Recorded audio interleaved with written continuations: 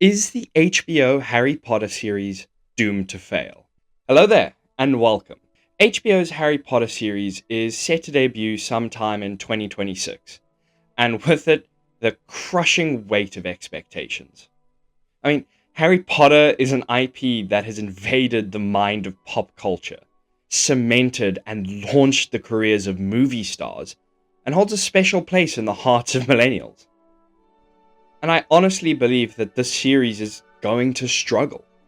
I don't think it will ever truly flop, but it might certainly be consigned to the dustbin of history as just another cash grab of a popular IP that just couldn't live up to the original.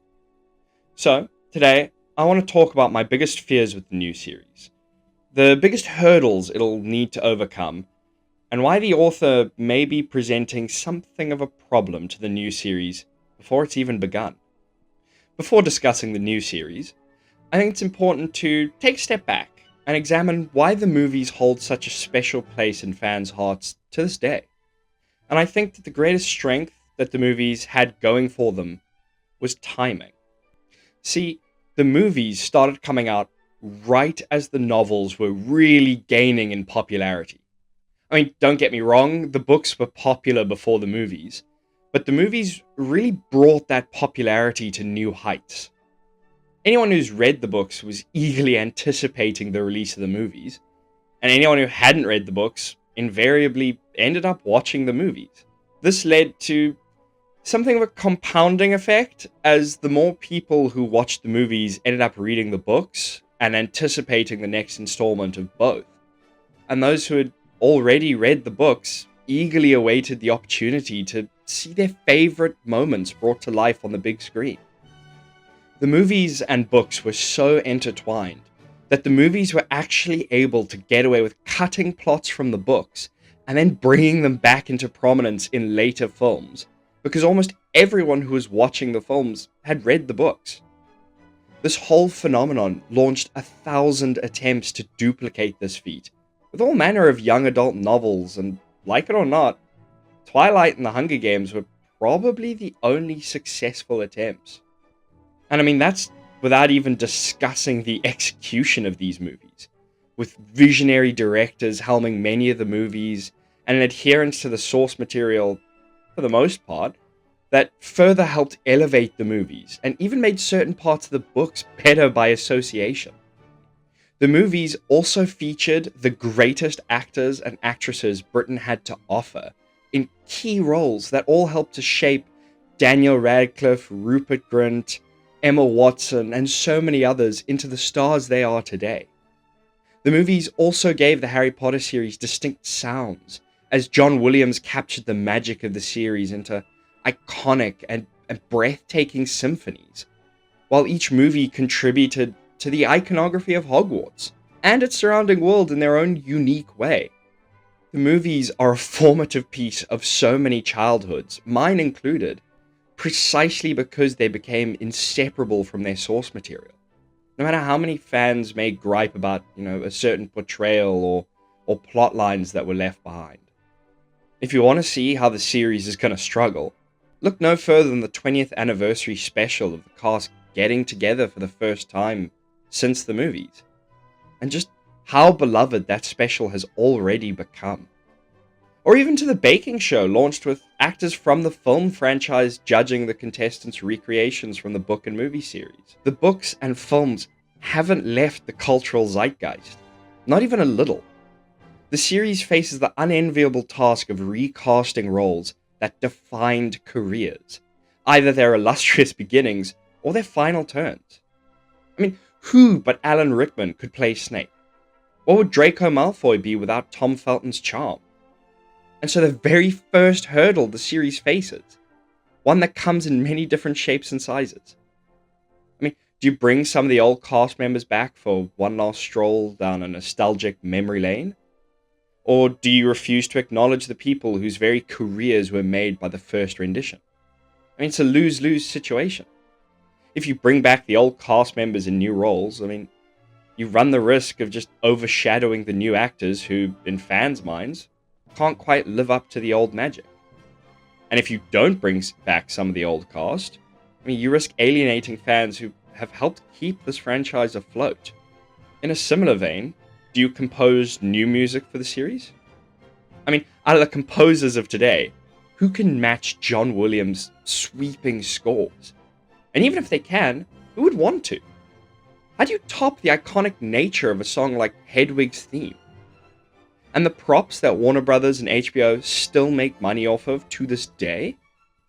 I mean, do you create new wands, new robes, new house crests, and risk the immediate comparisons to the old material? Or do you stick with what's already been done and risk people asking the same question they're already asking? Why reboot so soon? And I mean, problems have already arisen with the casting of Papa Isidou as Snape. I hope I pronounced that right. Casting changes that alter the racial dynamics of the story, they introduce new complexities that HBO will have to address. For example, if we're committed to making Snape black, what story changes are gonna have to take place? See, because if the story remains unchanged, the shift in racial dynamics may create new interpretations of James Potter's bullying and Harry's distrust of Snape. Unintended implications HBO would need to navigate very carefully. I mean, James Potter is now guilty of bullying a black man in the 70s. Not exactly a time of inclusion. Harry is constantly going to believe Snape is a thief and a liar, leaving unfortunate racial tones smeared across the beloved story. A fact made even more disheartening when one realizes that Harry is going to go on to essentially be a wizard cop. Forced diversity can be detrimental, especially to a story that's supposed to be set in the 90s. Even more so to a series that's whole reason for being is to be even more faithful to the books. And while sure, good writing could rectify these concerns, Hollywood's current crop of writers have shown that, in cases like this, they struggle with subtlety, opting instead for methods more akin to a blunt axe. Another massive issue facing the new series is the author herself, J.K. Rowling. Whether you agree or disagree with her views on transgender issues, the fact remains that a large portion of the fanbase vehemently rally against the author these days, and that will have a detrimental effect on the series.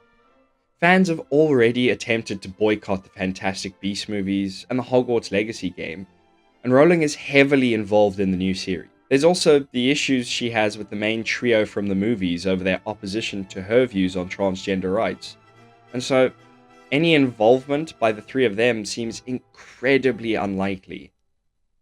The words thrown about not accepting apologies and stars needing to beg for forgiveness are massive hurdles that won't be easily overcome if HBO decides that they do want some of the old cast members back. At this point, the series can't afford to have any portion of the fan base attempting to create a boycott around the series, as it's going to struggle to recapture the old fans and bring in the new generation who are used to a different style and tone of entertainment. And sure, there's been vocal backlash against Rowling before, and it's true that past boycotts have had kind of mixed success, but her direct involvement could still be a challenge for HBO as they navigate public perception. Ultimately, the HBO series seems to be a move made with poor taste, as not enough time has passed since the movies and novels came out to try for a new adaptation. It's a move made almost entirely out of desperation, as mismanagement has left Warner Brothers and HBO financially shaken and clutching at their last few golden eggs, in a vain attempt to squeeze just the last dregs of money out of them. But Harry Potter isn't the proven money printer it once was. The Fantastic Beasts movies are proof of that. Warner Brothers is in an impossible position that doesn't seem to have any good scenarios available to them. Whether or not this series succeeds, it's clear that Warner Brothers is making a risky bet. One that could either reignite the magic or prove that some stories should be left in the past.